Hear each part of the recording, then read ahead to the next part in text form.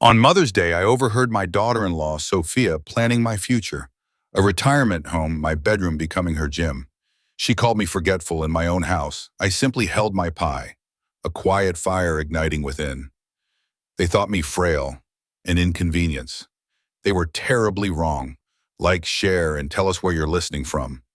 The scent of roasting meat and freshly baked apple pie mingled in the air, a familiar comfort on this beautiful Mother's Day. Sunlight streamed through the kitchen window, illuminating dust motes dancing in the golden rays, a silent reminder of the countless celebrations this house had witnessed. Evelyn, at 67, moved with impracticed grace, meticulously arranging the barbecue spread on the patio table. Every detail was perfect: the crisp white tablecloth, the vibrant floral centerpiece, the glint of polished silverware. She wanted today to be special, a beacon of joy amidst the quiet ache that had settled in her heart since Arthur left her side 2 years ago. Her late husband, Arthur, had always insisted on grand celebrations, especially for Mother's Day. He would grill to perfection, tell his corniest jokes, and fill the house with laughter. Now the laughter was Daniel's and Sophia's, their son and daughter-in-law, and their children, the grandchildren Evelyn adored. Yet, a part of her felt Arthur's absence keenly, a hollow space that no amount of festivity could entirely fill. She missed his strong, reassuring presence, his shared knowing glance across a crowded room, with the main course sizzling gently on the grill and the salad bowls brimming with vibrant greens. Evelyn remembered the apple pie cooling on the counter. She'd made it herself, Arthur's favorite recipe, crust flaky and filling spice just right. She walked back into the kitchen, the hum of conversations from the living room, a pleasant background noise. As she reached for the pie, a fragment of Sophia's voice, sharper than usual, cut through the general din, drawing her attention. It was Sophia and her sister, Mariana, their voices hushed but distinct. "Honestly, Mariana, it's decided," Sophia stated, her tone laced with exasperation. "We're moving her to Golden Oaks. It's the best option. She needs proper care, and frankly, we need the space." Evelyn froze, her hand hovering over the pie dish. Golden Oaks, the elegant but undeniably institutional retirement home across town. Her breath hitched. A cold dread began to steep into her veins, instantly replacing the warmth of the kitchen. Mariana's voice was softer, hesitant. "Are you sure, Sophia? It feels sudden. And her room, it's a lovely space." Sophia scoffed, a short, dismissive sound that pierced Evelyn's heart. "Her room? That's going to be my new home gym. I need somewhere to work out without tripping over Daniel's weights. Besides, it's not really her room, is it? It's Daniel's inheritance, and let's be honest, she's getting so forgetful. We found her spectacles in the refrigerator last week, didn't we?" The words hit Evelyn like a physical blow. Forgetful, an inheritance, a gym. Her mind reeled. This wasn't a casual suggestion. This was a plan, meticulously laid out, discussed with the easy confidence of two people deciding the fate of an inanimate object. She wasn't just Evelyn, the loving mother and grandmother. She was a problem to be solved, a convenience to be disposed of, a body to warehouse. The pie, once a symbol of her care, now felt heavy in her hand, a burden. She leaned against the cool countertop, the vibrant colors of the barbecue fading into a blurry haze. The past 2 years since Arthur's passing flashed before her eyes. The subtle shifts, the gentle nudges, the gradual erosion of her space and autonomy. First, the unspoken agreement that Daniel and Sophia would move in temporarily to help her after Arthur's death. Then the suggestion that the master bedroom, her and Arthur's sanctuary, was too much for one person, and that she should move into the smaller guest room. She'd agreed, wanting to be helpful, to show her gratitude. Then came the redecoration, her cherished antique dresser replaced by a modern, minimalist piece Sophia preferred. Her old curtains, handmade by her mother, swapped for blinds. Each concession, each little surrender, had been rationalized as making things easier or modernizing. She had allowed it, believing it was part of adapting to a new chapter, never realizing she was slowly being erased from her own home. And now the final indignity. Golden Oaks and her room, her last personal sanctuary, converted into a gym. Then came the word, sharp and laced with pure contempt, that truly broke her heart and simultaneously ignited a spark within her. Really, Mariana, the old sogra needs to be somewhere she can be looked after. We've done our part. Sogra, the Portuguese word for mother-in-law, but spoken by Sophia, it wasn't merely a label, it was an insult, a degradation. It stripped Evelyn of her identity as Arthur's wife, Daniel's mother, and a person worthy of respect. It reduced her to a burdensome role, an archaic figure to be tolerated and then discarded. The sting was profound, digging deep into her Portuguese heritage, a lineage that valued family and elders above all else. For a moment, Evelyn felt herself shrink, physically crumpling under the weight of the betrayal. But then something shifted. A faint thrumming began in her chest, a low, persistent beat. She straightened her spine, a silent defiance firming her resolve. Her chin lifted. Her eyes, which had glazed over with tears, now held a new, steely glint. She would pretend she heard nothing, saw nothing, felt nothing. But inside, that slow, burning ember of resistance had ignited into a small, steady flame. They thought her forgetful, frail, an inconvenience. They thought her easy to manipulate, a passive old woman to be quietly shuffled off to a retirement home. Daniel, her own son, had clearly been complicit in this monstrous plan. They had underestimated her. They had no idea of the fight she was about to put up. A deep breath, a quick wipe of an unnoticed tear, and Evelyn picked up the apple pie. She plastered a serene smile on her face, a mask of blissful ignorance. With measured steps, she walked out of the kitchen and onto the patio, ready to serve Mother's Day dessert to her unwitting betrayers. The pie was warm, fragrant, and tasted of sweet revenge. The Mother's Day barbecue had ended with platitudes and polite smiles, but for Evelyn, the following week passed in a thick fog of betrayal. Every word Daniel spoke, every glance Sophia exchanged, seemed tainted, twisted by the revelation she had overheard. Her home, once a sanctuary filled with love and warmth, now felt like a stage where a sinister play was unfolding, and she was merely an unwitting extra, soon to be written out of the script entirely. She observed Daniel and Sophia with new, suspicious eyes, noticing nuances she had previously dismissed. Daniel's casual agreement to Sophia's plans, his seeming indifference to his mother's feelings, now stung with a fresh, deeper pain. He wasn't just a busy son, he was complicit. Sophia, meanwhile, moved through the house with an air of subtle proprietorship. She reorganized kitchen cabinets, moved Evelyn's cherished porcelain figurines, and made pronouncements about future renovations, all under the guise of making things more modern or helping Evelyn out. But Evelyn, meanwhile, became a master of quiet observation. Her mind sharp beneath her carefully cultivated facade of placid, slightly befuddled old age. She smiled, nodded, and offered agreeable murmurs, all the while cataloging every microaggression, every veiled insult, every step in their perceived plan. The embers of resistance, once a flicker, now burned steadily, fueling a quiet determination. By Friday, Evelyn could bear the uncertainty no longer. Sophia and Daniel were out, having left the grandchildren with a babysitter for the afternoon. This was her chance. Her knees, usually a reliable barometer of her age, protested with a familiar ache as she ascended the narrow, creaking stairs to the attic. The air up there was thick with the scent of aged paper, cedar, and forgotten memories.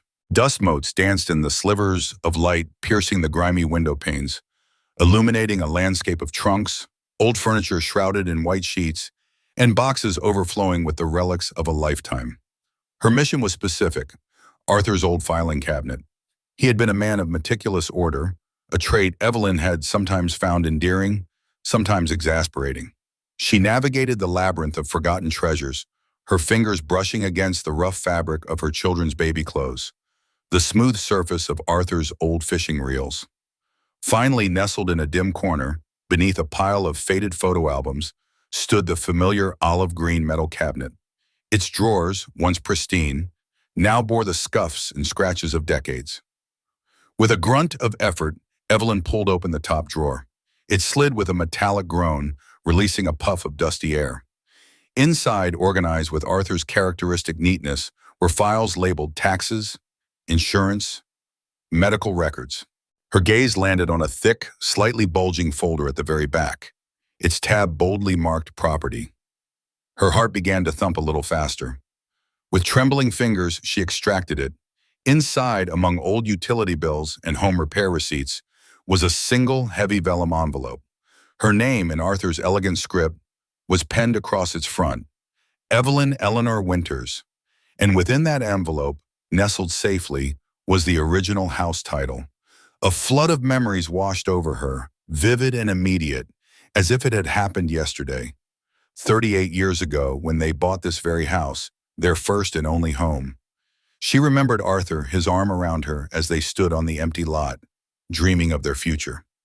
He looked at her, his eyes full of love and a quiet resolve, and said, "Evelyn, my dear, this house will be for us, for our family, but for your security, for your peace of mind, I insist it be put solely in your name. You must always have a place, a home that is truly yours, no matter what." He had seen the future with a clarity she had not possessed, foreseeing a need she had never imagined.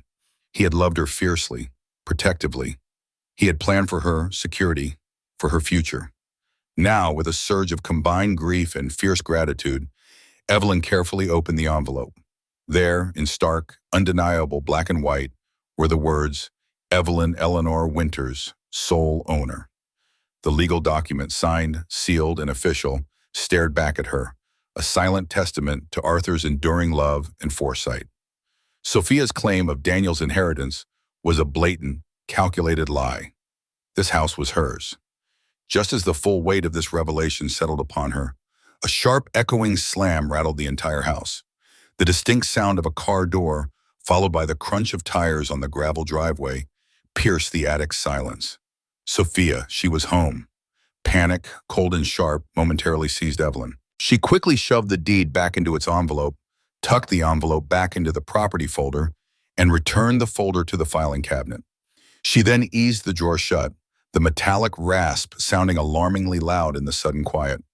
With surprising agility for her age, she hurried down the attic stairs, her protesting knees a distant throb compared to the adrenaline coursing through her veins.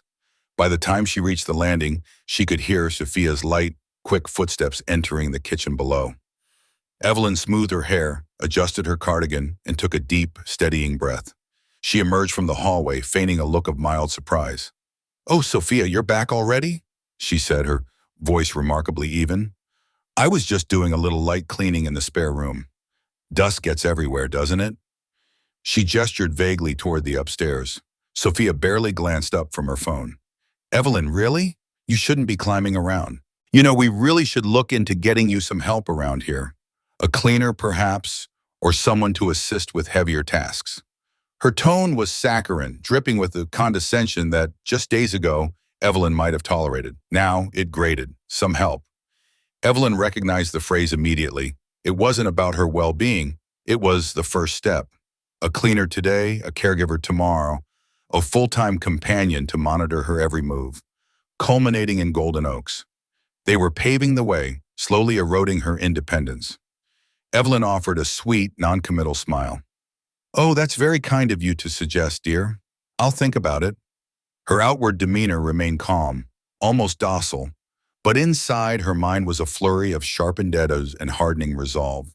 She was no longer just thinking. She was strategizing. That evening, as Daniel recounted his day at work over dinner and Sophia chatted about her shopping finds, Evelyn watched them both with an entirely new gaze. They were still her son and daughter-in-law, yes, but they were also adversaries. And she, Evelyn Eleanor Winters, sole owner of her home and her destiny, was no longer a victim. She had found her weapon, and now a plan was slowly, meticulously beginning to form in the quiet, resolute corners of her mind. 2 weeks later, Evelyn found herself standing outside the imposing gates of Golden Oaks retirement home. The manicured lawns, the cheerful flower beds, the serene fountains. It all screamed luxury, dignity, and peace. Yet to Evelyn, it felt like a gilded cage, a place where families stored their inconvenient elders, neatly out of sight and out of mind. She had driven past it countless times, always with a vague sense of unease, never imagining she would be its intended resident. The thought sent a shiver down her spine, chilling her to the bone despite the warm afternoon sun. She turned away, her resolve hardened. The image of Evelyn Eleanor Winters, sole owner, emblazoned in her mind. As she pulled into her own driveway, the sight of an unfamiliar sleek sedan sent a jolt of apprehension through her. A small, discreet logo on the door proclaimed, Golden Oaks Retirement Living. Her heart hammered against her ribs. They hadn't even bothered to tell her they were coming. Disbelief mingled with a fierce anger. Quietly, Evelyn let herself in through the back door, removing her shoes as silently as possible. Voices drifted from the living room, muffled but clear enough for her to distinguish. Daniel, Sophia, and a third unfamiliar female voice. Smooth and professional, she crept closer, peering around the corner of the dining room. There on her antique sofa sat Ms. Miller, a woman impeccably dressed in a tailored suit, her smile radiating practiced empathy. Sophia, perched on the armrest, her hand resting solicitously on Daniel's shoulder, was talking. And with Mother being so forgetful lately, we just want to ensure she's in the best possible hands, Sophia said, her voice dripping with a honeyed concern that turned Evelyn's stomach. The private suite you described sounds perfect, Ms. Miller. Lots of natural light, and the little garden access would be wonderful for her. Evelyn clenched her jaw, her nails digging into her palms. Forgetful. The lie, repeated with such practiced ease, infuriated her. Her mind was as sharp as ever, sharper even, fueled by their deceit. She had merely feigned absent-mindedness, a convenient shield against their subtle probing. Ms. Miller nodded, her smile unwavering. Indeed, Mrs. Winters, our Magnolia Suite is one of our most popular. And of course, many of our residents find that selling their current homes helps to finance their stay with us, providing them with complete peace of mind and access to all our wonderful amenities. Selling their homes. The words echoed in Evelyn's ears, solidifying their true motive. It wasn't just about her care or their space. It was about her house that Arthur had painstakingly put in her name for her security. A fresh wave of indignation washed over her. She took a deep breath, her spine straightening, and stepped into the living room, her presence abruptly cutting through their conspiratorial whispers. The clatter of her shoes on the polished hardwood floor made them all jump. 3 sets of eyes, startled and wide, snapped towards her. I know exactly what you were discussing, Evelyn stated, her voice calm but firm, resonating with an authority she hadn't fully embraced in years. You were planning my future, weren't you? Without me. Sophia's face flushed crimson, her carefully constructed mask of concern crumbling instantly.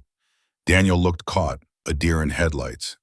Miller, however, recovered quickly, her professional smile already back in place, albeit a little strained. Mrs. Winters, Evelyn, what a pleasant surprise, Miss Miller began, rising smoothly. I'm Miss Miller from Golden Oaks. Your son and daughter-in-law invited me to discuss the wonderful services that we offer. She extended a hand, her gaze attempting to convey warmth and reassurance. Evelyn ignored the outstretched hand. I heard, she simply said, her gaze unwavering as it fixed on Ms. Miller. And thank you for your time, but your services will not be required. Daniel, recovering slightly, interjected, his voice attempting to sound parental, condescending. Mother, don't be rude. Ms. Miller is here to help us make the best decision for your future. We've been very worried about you. Sophia, ever the smooth operator, chimed in, her voice dripping with artificial sweetness. Yes, Evelyn, we just want what's best. Golden Oaks is truly lovely, and you'd have so many friends there. Evelyn turned her gaze, cold and steady, first to Daniel, then to Sophia.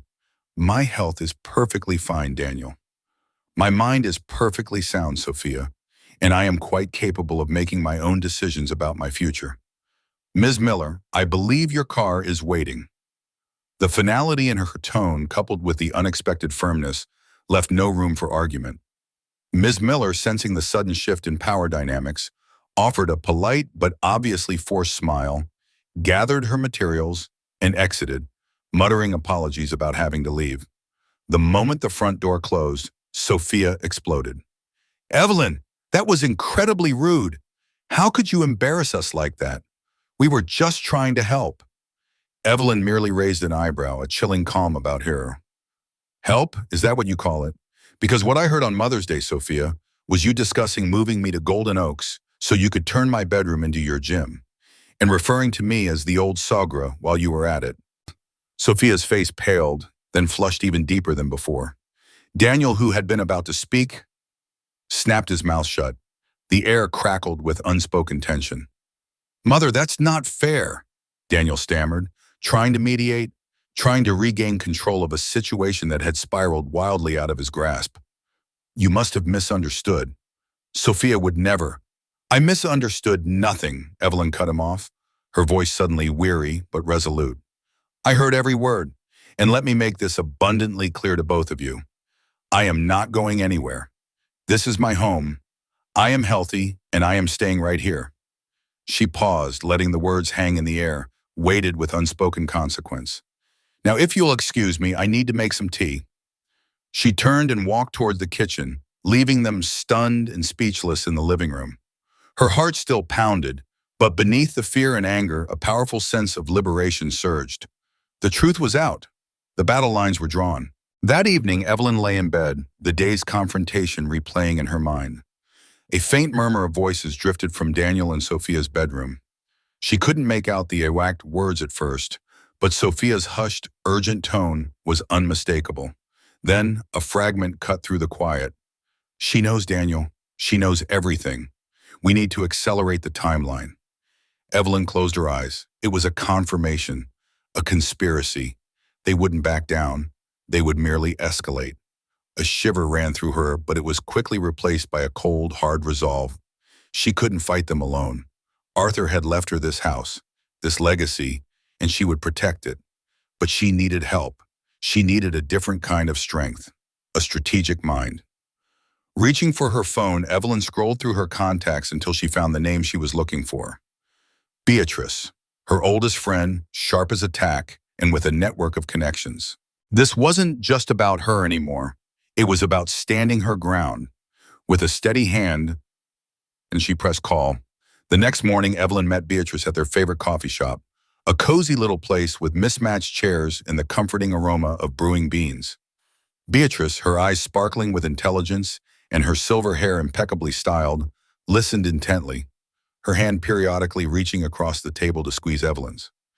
Evelyn poured out everything: the Mother's Day betrayal, the chilling visit from Ms. Miller, the discovery of the house deed in the attic, and Sophia's whispered conspiracy of accelerating the timeline.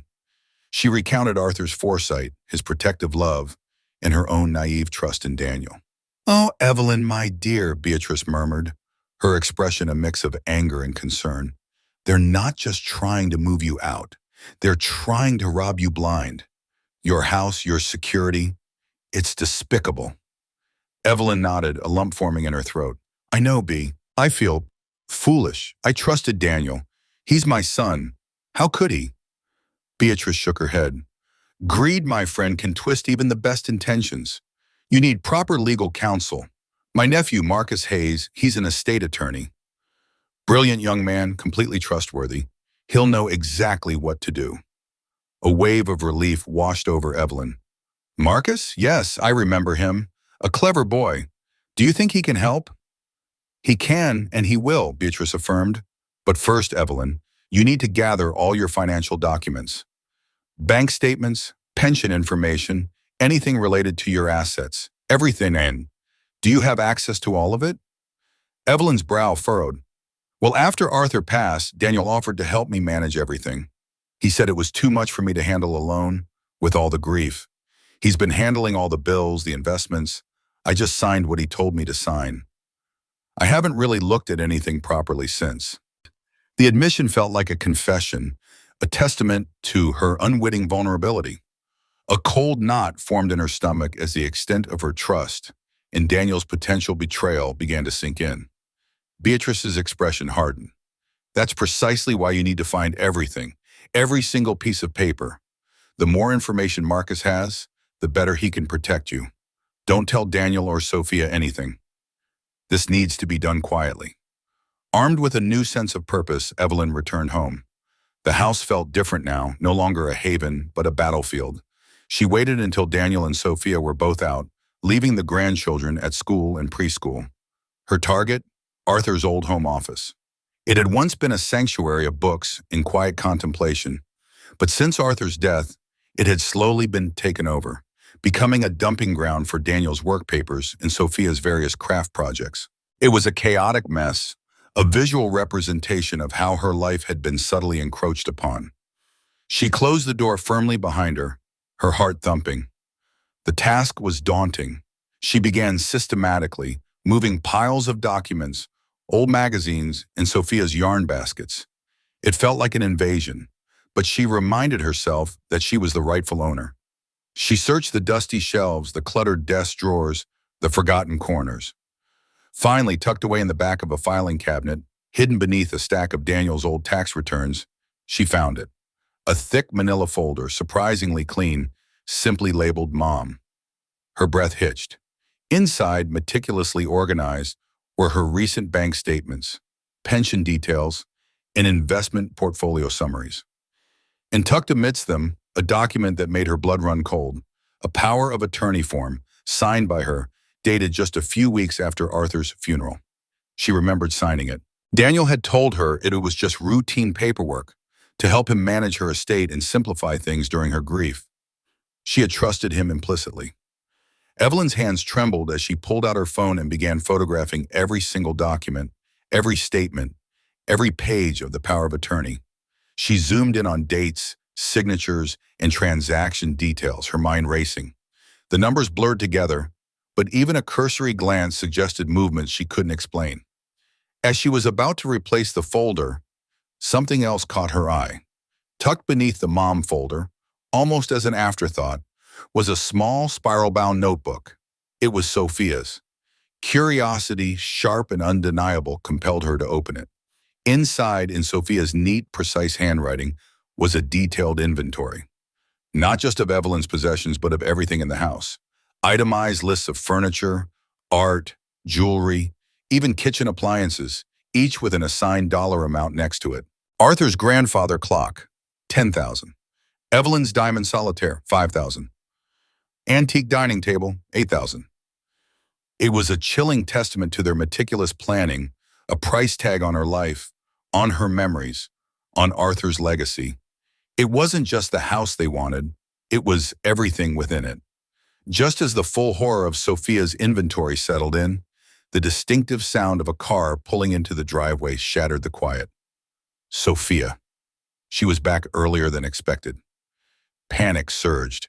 Evelyn quickly snapped a few hurried photos of the inventory pages, then crammed the notebook back into its hiding place. She shoved the Mom folder and her phone deep into her handbag, smoothing her clothes and trying to compose herself. By the time Sophia's footsteps sounded in the hall, Evelyn was already out of the office, feigning an innocent stroll towards the kitchen. The next morning, Evelyn sat across from Marcus Hayes in his sleek, modern office.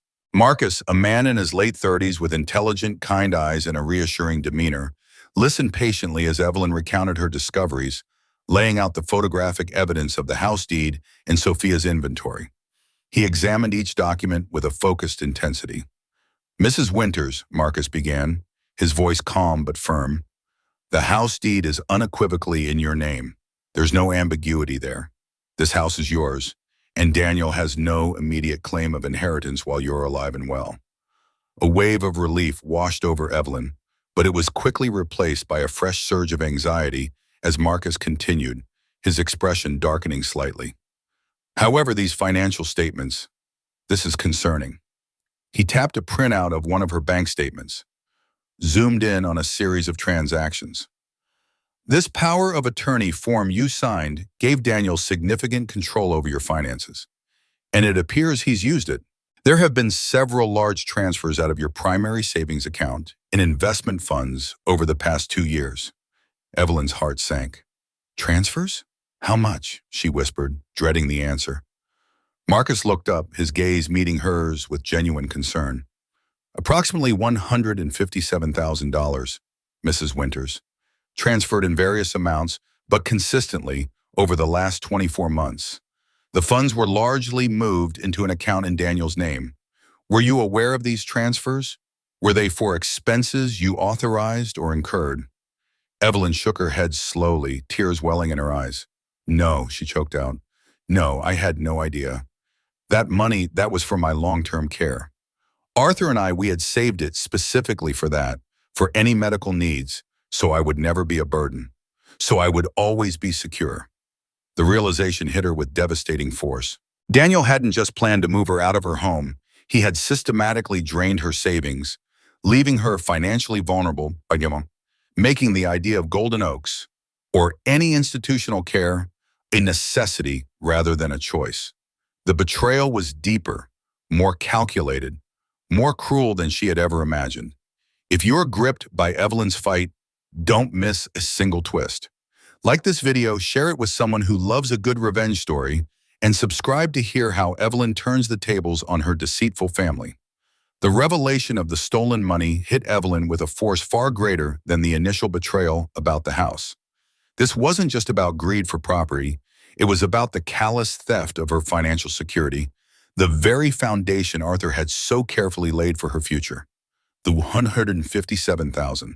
It wasn't just savings, it was Arthur's life insurance payout, meticulously set aside for her long-term care, for her peace of mind. To know Daniel had systematically siphoned it away, leaving her vulnerable, twisted her gut with a pain that mingled grief, anger, and a profound sense of disillusionment. Marcus, seeing the raw emotion on her face, spoke gently.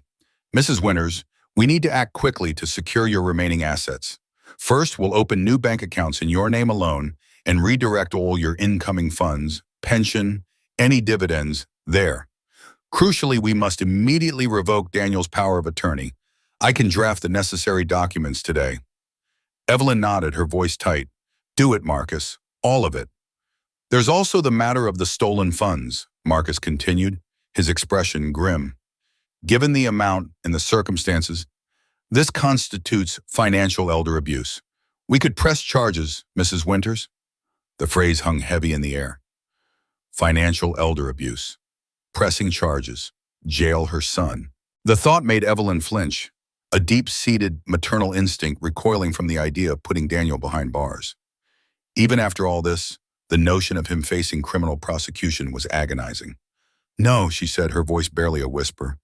"Not yet. I need to think. Is there another way to get the money back?" Marcus paused, then nodded slowly.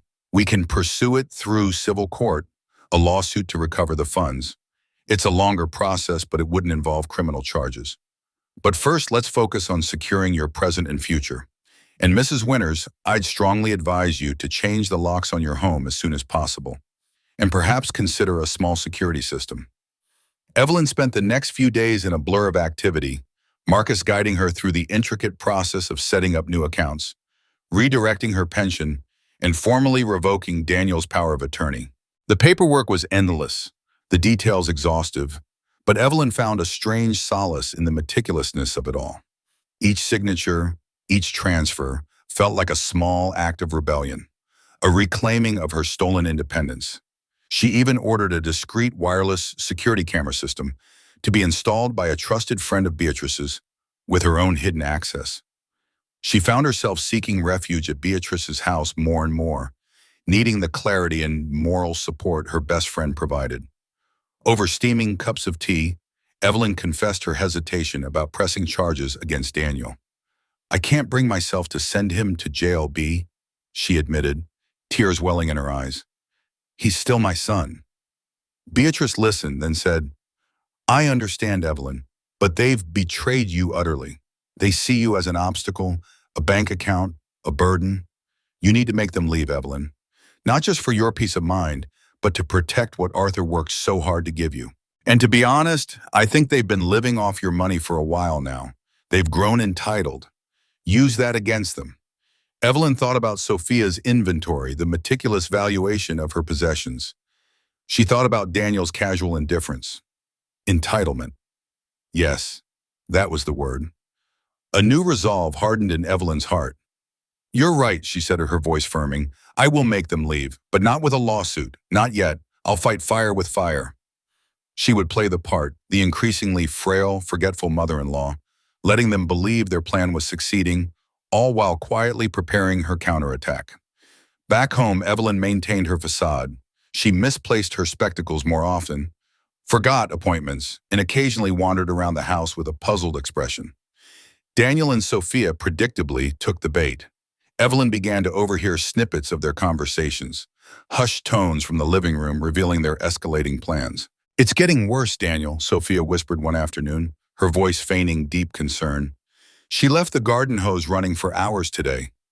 She's really going downhill. We can't wait. We need to push for guardianship. I've already contacted Dr. Hayes about a competency evaluation." Evelyn's blood ran cold. Guardianship, competency evaluation. They were planning to declare her mentally unfit, to strip her of all legal rights, ensuring they could move her and claim everything without resistance. And Dr. Hayes, a psychologist Daniel knew from his work, would undoubtedly be biased. The 2 months timeline Sophia had mentioned earlier was clearly accelerating. Immediate action was required. That evening at dinner, Evelyn put on her finest performance. She peered vaguely at Daniel, then at Sophia as if struggling to place them. "Daniel, dear, were you at the office today?" she asked, though he had just spent 20 minutes recounting his day. "And Sophia, you look familiar. Have we met before?" She managed to spill a little water, then apologized profusely, her hands trembling slightly as she dabbed at the spill with a napkin. Daniel exchanged a significant glance with Sophia, a look of grim satisfaction. "Yes, Mother, I was at work," Daniel said, his voice laced with forced patience. Sophia offered a commiserating smile. They believed it. They truly believed she was slipping, that their scheme was progressing beautifully. The thought ignited a cold fury swiftly masked by a serene, slightly bewildered expression. Later, in the privacy of her bedroom, Evelyn pulled out the cheap, prepaid phone Marcus had insisted she buy, a device untraceable and unknown to Daniel or Sophia. She dialed Beatrice's number. "B," she whispered, her voice low but crackling with renewed energy, a thrilling determination. "They're trying to have me declared incompetent. They've already contacted Dr. Hayes. The timeline has accelerated. It's time to move. I have a plan. We're going to hit them where it hurts the most, financially. And then I'm going to remind them exactly who Evelyn Eleanor Winters is, and more importantly, who owns this house." The day of the family dinner arrived, heavy with an unspoken tension only Evelyn seemed fully aware of.